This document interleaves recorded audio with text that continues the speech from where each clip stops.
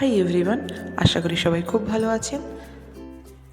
আমরা নতুন ফ্ল্যাটে শিফট করছি, তারই এটা একটা ছোট ভ্লগ। এইসব প্রিপারেশন নেওয়া হচ্ছিল, টোটোয় তোলা হচ্ছিল শেয়ারফলি থেকে কোন্নগরের উদ্দেশ্যে।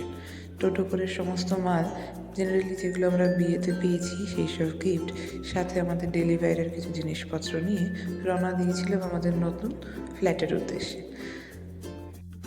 কাকতালীয়ভাবে সেদিনকেই পাড়ার একটি দাদার ছেলের মুখে ভাতের অন্নপ্রাশনের ইনভিটেশন আসে শ্রীরামপুর মাহেশ্বর মন্দিরে।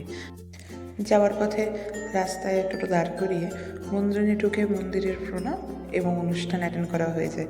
ওই যেমন রথ দেখার গলা বেজা একসাথে।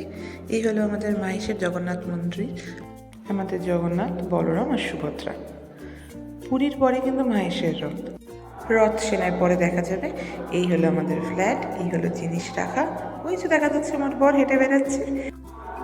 এই হলো একটা ঘর, সাথে জানলা, এবং এই জানলা থেকে প্ল্যাটফর্ম দেখতে পাওয়া যায়।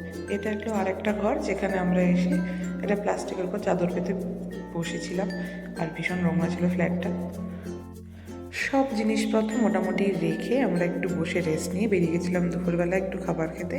কি খাবো ঠিক করতে করতে ঠিক হলো চলো কোন্নগর তাহলে ডোমিনোজ আছে, একটু ডোমিনোজের পিজাই খাওয়া যাক।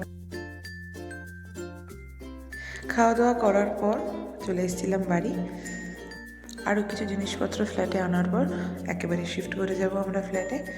কাজকর্ম সব সেরে ভালো থাকবেন, সুস্থ থাকবেন সবাই।